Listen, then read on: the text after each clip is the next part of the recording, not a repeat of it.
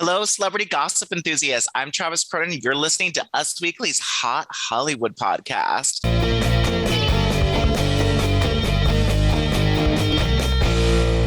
Today, I'm joined by my two amazing co-hosts, the woman who's sitting front row at Fashion Week, Gwen Flamberg. I mean, the fact that I've taken time out of my busy Fashion Week schedule to hang out with you guys is pretty amazing. Happy to be here. Blessed and highly favored. Thank you for honoring us, Gwen.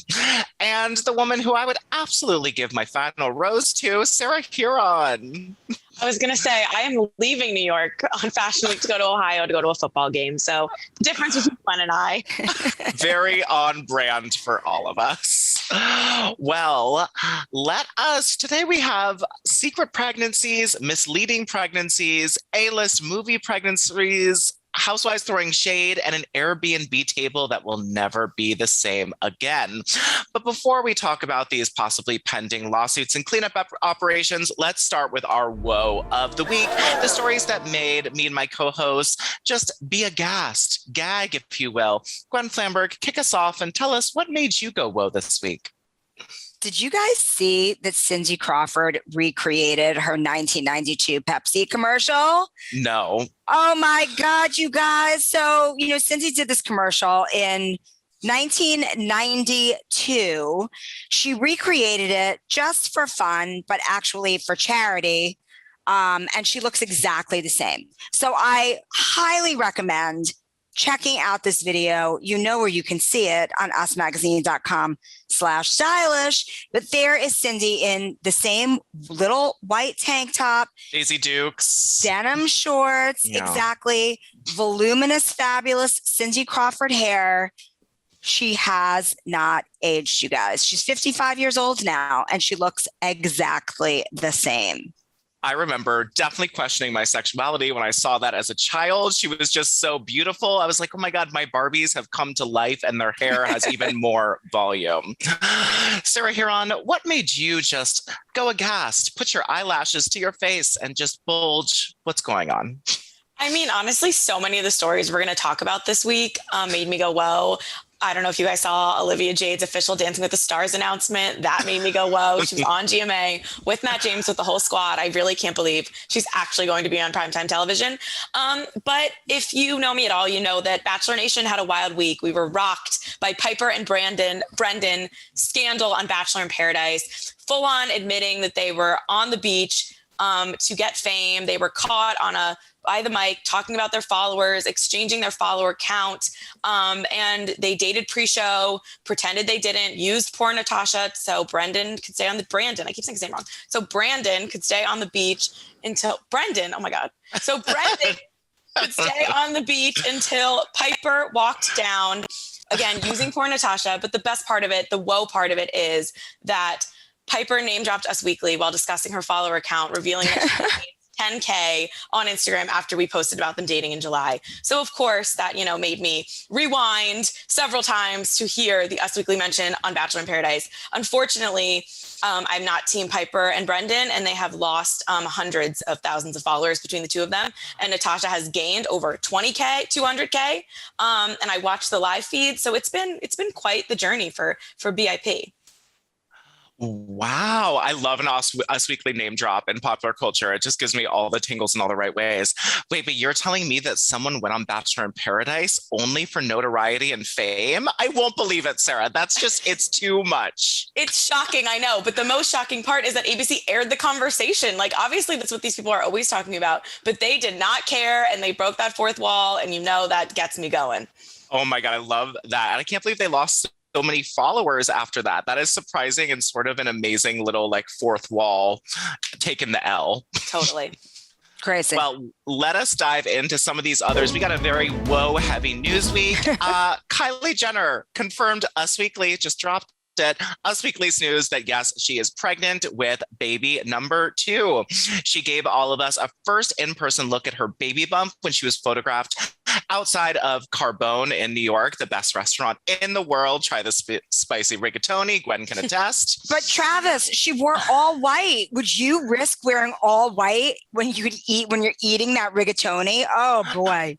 I mean, at least she's not eating a burrito. You know, I could probably maybe do a rigatoni, just not a burrito. But the all white did scare me at an Italian restaurant. Scared me a little bit. Yeah.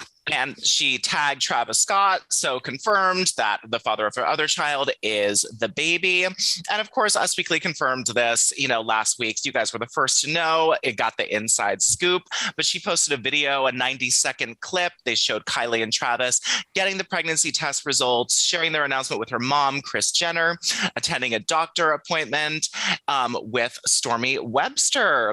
And we have heard that Stormy is already, a source tells us, very excited to be a big sister. She sort of understands that there's a baby in there. You know how it is when babies are like 2 or 3 and they're like, baby in belly, question mark, my sister. So yes, but so for what she knows, she's very excited. She's always wanting to touch Kylie's stomach, and Travis is, of course, thrilled. Now, Gwen, I know you were shocked that someone would wear all white to a delicious Italian restaurant, but did anything else about this stand out to you? Well, I loved so much that video when Kris Jenner says, Stormy, we're having a baby. And, you know, it's like, have the opinions that you will about the Kardashians, but, you know, a baby coming is just great news. What I really want to know is, like, are these two together in life, or are they only together like before, like right before and right after they have a baby? Because it seems like, you know, they're not always together. So I just really want to know. That's such a good question, Gwen. I have the same Well, one. Gwen, yeah, I can answer a little bit from a Kardashian source that we've heard. We've run this information before. So the source is sort of wishy-washy on it. Yes, they are together, but yes, they're free to live their own lives. It's not really sure whether live their own lives means be romantic with other people, or whether it just means that they're traveling busy celebrities who are all over the place and they're together when they're together. But Gwen, I think you hit the nail on the head that right when there's a pregnancy or a baby coming, they're together all the time. And then as soon as that baby's like 4 or 5 months, Travis Scott is on the road. Kylie's just hanging with her friends and they are not together. Sarah Huron, what do you think of the Travis Scott, Kylie Jenner relationship? Is it just weird enough to be in Hollywood, or is it taken a step too far? No, I think it's just weird enough to be in Hollywood. And I also think Kylie has watched her older sisters navigate some pretty tumultuous relationships. And she doesn't want to, you know, end up in a Khloe situation. So maybe to protect herself, they, you know, set some boundaries. I would love a season 2 of Life of Kylie to maybe explore this. I don't think it's going to happen since they're on Hulu now.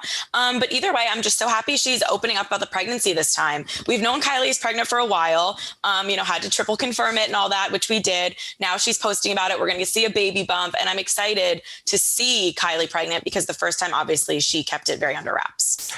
Yeah. And we heard from a source about, you know, a month and a half ago that she was about 2 or 3 months along. So this could be 4 or 5 months into the pregnancy. This baby is cooking. She or he is, you know, already like little baby size. And that bump absolutely like proves it. And hopefully we will see her we're going to definitely see her at Fashion Week and the VMAs and the Met Gala, bumping all over the place. Very excited for that. I know y'all will be writing a lot of stories pegged to her debuting baby bump, shows off baby bump, flaunts baby bump, all baby Cradles bump. Baby bump, Meghan Markle style. Oh, yeah. I'm really excited that we can now have a Kylie baby number 2 bump gallery, because we never could show what she looked like before pregnant. And I just can't wait to see her fashion, because her bump style is going to be amazing. And little Stormy, I'm so happy for Stormy. She has a Birkin bag. She has her own brand. She has a yellow school bus. And now she's going to have a sister or a brother. Totally, Gwen. I'm psyched for her.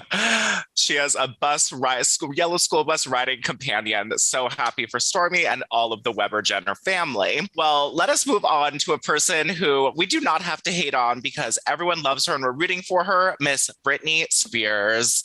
Her dad has, we have talked about this ad nauseum, but we have a real update that is a little easier to grasp onto for those of us who haven't been to law school. Her dad has filed to end his role in Britney's conservatorship. He did this on Tuesday, and he filed a petition to end the agreement. So in this court filing obtained by us, he cited his daughter's pleas and 2 separate court hearings over the summer in his request to terminate his 13-year conservatorship. A quote from the filing: "Recent events related to this conservatorship have also called into question whether circumstances have changed to such an extent that grounds for an establishment of a conservatorship may no longer exist." That sort of means maybe Britney is okay on her own and I can stop stealing her money, is how I interpret it. Britney has told the court that she wants control of her life back. She doesn't want the safety rails of a conservative. She wants to be making her own decisions on her medical care, how often to go to therapy, just things you do in life. The attorney for Britney Spears, we love this guy, Matthew Rosengart, he said, "This filing represents another legal victory for Britney Spears, a massive one, as well as vindication for Miss Spears. It appears that Mr. Spears believes he can try to avoid accountability and justice, including sitting for a sworn deposition, answering other discovery under oath." Now, so what this sort of means is that he is giving up. He is finally throwing his hat in the ring, hopefully stepping down, letting Britney control her life. And this is all so he won't have to avoid answering for all of the terrible things he's done to her and all of the manipulation. Sarah Huron, did you just jump for joy when you read this, that it's finally over? Are you still trepidatious because we've heard things like this before? How do you feel? Yeah, I wouldn't say it's over quite yet, but any step in the right direction is obviously huge. And I think that it just shows how much Britney's previous lawyers were not doing what they were supposed to be doing and did not have her best interest at heart, because this guy has made moves very quickly. And it's very exciting for Britney fans. And Jamie just needs to back away with any dignity he has left, which isn't much. Yeah, I want to get this lawyer on a t-shirt. I am so happy for what he's done in the legal filings. Gwen Flamberg, do you think that this could finally be the free Britney that fans and all of us have been calling for 2 years now? I think we've been really calling for it, but really 13 years. It's definitely one step closer. It makes me a little nervous because of this quick exit, because it seemed to kind of come out of nowhere, even though, as Sarah definitely explains, it has to do with the new attorneys. But it's, I really want Britney to be free and to thrive and to have her justice, to have an act 2 that for her will feel really great. So I was elated when I got that news alert. Me too. Well, we pray for Britney. We hope you can decide to get pregnant, drive in your car with your boyfriend, live your best life, and hit us with an album whenever you're ready. All right. Well, now let's move on to some people that I can't even really keep track of because they are so messy, but I know Sarah Huron does. We are talking about Jay Cutler, Jana Kramer, and Jay Cutler and Kristen Cavallari and Chase Rice. This foursome, are they in real relationships? Is this all for jealousy? Sarah, tell us, first of all, what the hell is going on? Oh my God, Travis, I'm so glad you asked. I have been itching to talk about this all week. It's one of the only things I truly can talk about. Quick backstory. Of course, Jana Kramer broke up Michael Cosson earlier this year, already finalized the divorce. She fast-tracked that ish because of his infidelity, got her last name back. She spotted out on a date with Jay Cutler, Kristen Cavallari's estranged husband. Those two split over a year ago, still have not finalized their divorce. All a bunch of people who run in the same Nashville crowd. Now, the same day that Kristen Cavallari was linked to Chase Rice, who we have, acknowledged last week on the show, they have a lot in common, maybe their stance on the coronavirus, have been hanging out. So as Kristen's out here making news with this country singer, up and coming country singer, Jay all of a sudden is out with Jana. And one source close to Kristen told us that Jay was trying to make Kristen jealous, but Kristen has told friends it's not going to work. It's not a coincidence that Jay decided to go public with Jana right after news broke that Kristen and Chase are dating. Now, the one thing that I will say is, I don't know if they really went public. It was like leaked to a gossip, cocktails and gossip Instagrams account, and then all the news sites picked it up. But The source said that Kristen's been helping Jana through her divorce. They have the same divorce lawyer. And now everyone realized that Kristen may have blocked Jana on Instagram. Quote, she wouldn't have blocked her if they weren't good friends. Jana is the complete opposite of Jay's ideal girl. She puts her kids on social media. She shares a lot of her personal life. That's underestimating everything with her fans. And she's just not the typical girl Jay would date. So now Kristen and Jana, as a fact, have known each other since at least 2009 because they were both in, the critically acclaimed film Spring Breakdown. And they have posted with each other on Instagram. They've supported each other's projects. And sources close to Kristen have said that they are friends. Sources close to Jana, meanwhile, are saying that they are not friends. They've only met a few times in person at events for work. They've supported each other's projects here and there, but their kids have never met. Interesting because recently, before this even happened, we caught up with Kristen Cavallari at an Uncommon James event at the end of August. And she told us, quote, I see Jana because we're both in Nashville. We don't even have to do Zooms. We get to hang out. So it's so messy. I think that What is the truth? Is this a real relationship? Are Jana and Jay's publicist setting them up for dinner? Does she want to take her new breasts on a test drive? I mean, listen, Jay Cutler, obviously for like dudes, he's like big NFL quarterback, Jay Cutler, like so funny, whatever on the internet. But for, anyone who watched Very Cavallari and has followed their divorce, this is the guy who went on dates with Madison LaCroix because Kristen Cavallari was hanging out allegedly platonically with Austin Kroll. He went out with a Bravo celebrity too because Kristen did. So I think as much as Jana's the thirsty one out here, this could be the mastermind of Jay Cutler trying to make Kristen jealous. And the fact that they're fighting over whether they were friends, like just give me this reality show right now. I need cameras. It takes back to when Kristen was on the Hills when Elsie left and she was like, you messed with the wrong girl, yelling at Audrina. Like, I need her to yell that at Jana Kramer. I don't think Jana could take it. She's like canceling some press. Like, this is like messy stuff. And now I need Jay and Jana to like be like holding hands with like a grainy photo or like have like her daughter accidentally film them on Instagram Live or something. Like, give me more, squad. Give me more. I love it. Oh my God. Gwen, do you think this is a good tool to make an ex jealous, or do you think this is all the wrong reasons? Do you think love can bloom out of two people trying to make someone jealous? I don't think that love can bloom out of making two people jealous, but I do think that you can get a lot of attention, and that is what's happening here. And poor Jana Kramer, like sometimes I just worry about her sanity, Totally. Yeah. Two quick notes that I have to just point out. One, Jay just launched a podcast. So if he's looking for headlines for his podcast, he met the right girl. If him and Jana Kramer are those two could make some waves for podcast one, or wherever their podcasts are. You can listen to them. But also the Stephen Colletti of it all. I need Stephen Colletti, Kristen's teenage Laguna Beach boyfriend, to weigh in because he was Jana's love interest on One Tree Hill and they're all still friends. And if Stephen Colletti, wants to get involved in the drama, I welcome it. And again, just get me some reality cameras. Like Very Cavallari was a horrible show, but I've never needed it back more. Wow. I did not know that Stephen Colletti was wrapped up in this. And Sarah Huron, I think we found your calling. I don't know if he's wrapped up in it or if I dragged him into it. I don't think he's wrapped up into it. I think I dragged him into it. But thank you for saying I could produce reality television. Travis. You absolutely could. You are blessing this mess. That is fantastic. Cast them all. Sarah is executive producer. Well, two more celebrities that I'd like to throw in the ring for this messy reality show, even though they're not Nashville based. Amelia Gray and Scott Disick. The love that we thought would last at least 8 months has lasted for 9. We are going to applaud that. A source told us that Amelia Gray broke up with Scott over this past weekend. A source told us that Scott agreed and that he feels he needs to be single right now. They have a lot of fun together, but it was never going to be a long-term relationship. Another source adds, Amelia is done with Scott for now. She wants to be strong and move on. She has had enough of it. Her friends are all rallying around her, supporting her, yada, yada, yada.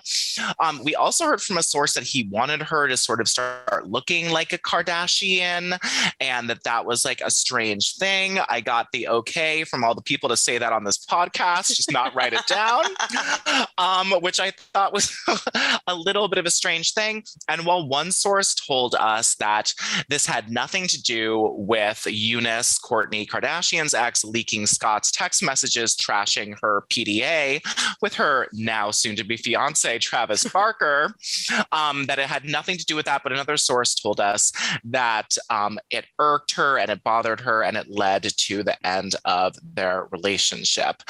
Now, Amelia Gray has already been hitting the runway shows. She closed a show that Gwen was at, yesterday. She looks amazing. This is her time to shine. Gwen Flamberg, what do you think about this relationship ending? Are you sad? Are you holding a candle for them? Were there tears? There were absolutely no tears except for tears of joy because she is way too young for him. And, her father is like a great, great, great guy. Like she should have a better male role model. She has a fantastic male role model. She should be dating men that are a little bit more like her father, Harry Hamlin, and her parents' relationship. And, she's getting in the beauty game. Do you guys know that she and her sister have capsule collections for mom Lisa Rinna's lip kit brand? Rinna Beauty. I sure do. And go to usmagazine.com/stylish and read all about it. Week. And this is the real winner here is, of course, Lisa Rinna. Yes, of course. I mean, I think that Lisa Rinna loves to be talked about in the media, in the press. This is giving her a hot thing. And she's loved to talk out about how she didn't think that the relationship was the right thing. Now, I do find the timing right before Fashion Week when Amelia is kind of like trying to make a name for herself very interesting. I would say that, Gwen, except for the Eunice of it all, because there's no way that didn't annoy her. Like clearly he's still hung up on Kourtney. Scott will always be hung up on Kourtney. And I think his lady loves have to accept that. And then it gets to the point where they can't anymore. Sophia Richie somehow made it 3 years. Amelia made it 9 months. But the Lisa Rinna of it all is my favorite part as well. She's commenting smiley face emojis on Us Weekly's breaking of the news. Love that. Us Weekly had a great week in the media, first of all. She's commenting smiling emojis. She's posting pictures of Harry Styles after she said on the Real Housewives of Beverly Hills that she wishes Amelia could be dating Harry Styles instead of Scott Disick, and straight up just posting pictures of Harry Styles. I mean, Lisa Rinna is nothing. She's not subtle at all. She's the opposite of subtle. And a source also told us that the breakup had to do a lot with how her mom felt because she was never a fan, with the source saying that their relationship was, a little toxic, and Olivia pulled the plug. Amelia. Why do you keep calling her Amelia? I don't know, because you want to kick Olivia Wilde out so she can start dating Harry Styles. It's maybe. A Freudian slip. Maybe. Who should Amelia date next? Anyone that's not Scott Disick is my answer. But I will be looking for her at we're attending a bunch of the same Fashion Week parties. I will be looking to see who she's canoodling with, who she's being set up with. Maybe a Cody Simpson is available. Why do you always want people to date Cody Simpson? Well, I just think of him because he's such a staple at New York Fashion Week. And I just think he's really cute. So I think he's a good guy. So Amelia and Cody, I'm putting it out there into the universe. Have you guys ever walked into a hotel or an Airbnb and thought, what has happened here? Has this place seen things if these walls could talk? And now in our Red Robin spiciest moment of the week, we have answers. These walls are talking through Megan Fox's Instagram. She posted a picture of herself in an Airbnb that her and her love, Machine Gun Kelly, stayed at, and said, "When I tell you the table at this Airbnb saw some things," sweating red-faced emoji. And then, her boyfriend commented underneath, and his real name is Colson Baker, by the way. Fun fact. He says, "I'm really glad that's not our table anymore," which I don't know. I don't know how I react to it. So I'm going to tell you some of the comments that I saw that I liked it. And they said, "Never thought I'd dream of being a table, but here we are," wrote Sarah Huron, possibly. No! And then another one said, "The things I do to be that table." Ew. I know, these are a little raunchy, but then someone finally commented something appropriate. It was the apartment owner reading this is eyes emoji. Now, this isn't the only Red Robin spiciest moment of the week for Megan Fox and Machine Gun Kelly, because Sarah Huron, what happened at the VMAs dress rehearsal sound check yesterday. I mean, apparently, allegedly, Megan Fox was rocking some new bling that is sparking some speculation about these two. Good to note, she is still technically legally married to Brian Austin Green. And I just find this whole thing, it's just so funny to think about how they are joking about, banging on people at their Airbnb while Brian Austin Green is on GMA promoting his stint on Dancing with the Stars with Sharna. Like, just two different spectrums right now for these two, Yes. Gwen Flamberg, would you be happy that these twin flames are going to become one fire if this engagement is true? I would actually be very happy because they confuse me. I'm constantly confused. So this would add some synergy. Great. I would love that too. Sarah Huron, I know you're excited to cover the wedding if it happens. Absolutely black wedding dress. I have no idea what Machine Gun Kelly would wear. I think they would probably just both light themselves on fire in like a prop thing at the altar, release some ravens and crows. There'd be blood for sure, like bloody Valentine, like blood maybe hanging from the ceiling of their own blood, like mixed together. Yeah. Or that could be their favor. Oh, blood in vials for all the guests. Totally. Their blood together. Oh my God. I was thinking of like my Crazy Rich Asians when she walks down that like water aisle, but it was blood for them. I think they could like do with that too. A lot of blood would be needed. Yeah, but I can see it. Lace up they should sandals. start stocking up now. They should start talking now. Well, if Bravo fans wanted blood, we got a little bit of it in the new clip released from The Real Housewives of Salt Lake City, season 2. I know Sarah Huron and I have been waiting on pins and needles for this season to drop because the drama is going to be amazing. So we saw the moment that federal agents came to arrest Jen Shah, star of Real Housewives of Salt Lake City. That was back in March, and it was all caught on camera for the show, which we had heard at the time. Now, just in case you need a little refresher, Jen Shah has been accused of running a multi-state telemarketing scheme and can be seen revealing to her fellow cast members in this clip as they board the bus that her life just took a troubled turn. She says, "I have some bad news," she tells Heather. "I got a phone call and I need to go." Now, the teaser for the upcoming season premiere then cuts to footage of federal agents showing up at Shah's house to take her into custody. Later on, we see housewife Lisa Barlow talking about these developments and cast members with Whitney and Jenny and all of them. And she says, "How did they know she was here? Somebody would have had to told them that she was here."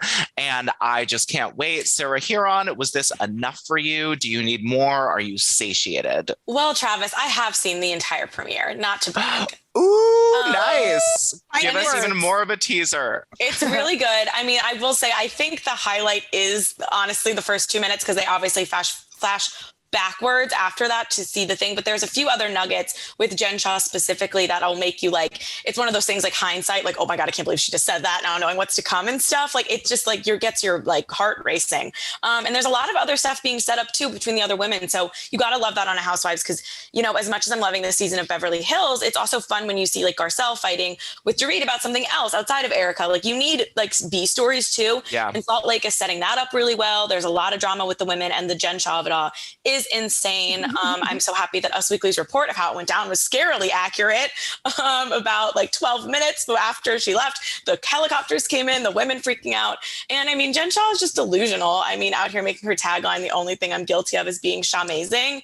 Like, it's insane. And I feel horrible for all the people who she robbed, but also like the delusion between her and Erika. Like, it's just insane. These women like just live on another planet. And like, I wish that they didn't have like other people didn't get hurt for, but like if as far as entertainment value goes, it's like unparalleled. Gwen Flammer, could this actually turn you on to watch The Real Housewives of Salt Lake City as a truly invested fan? I actually thought about it, Trav. So it made me think about it. So we're one step closer. Maybe I will.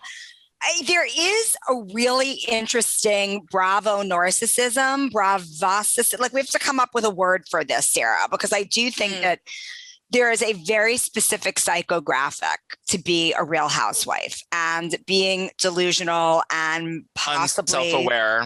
It completely like just turning a blind eye to Ponzi scheme, or like, not paying federal taxes. Like, I don't know. Like, there's just, you have to be capable of such things to be a real housewife. 100%.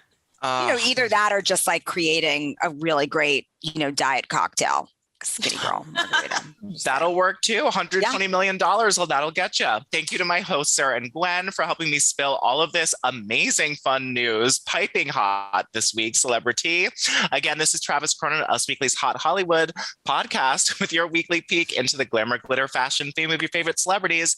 After all, they're just like us. Wow, theatrical. Okay, we'll see you guys next week.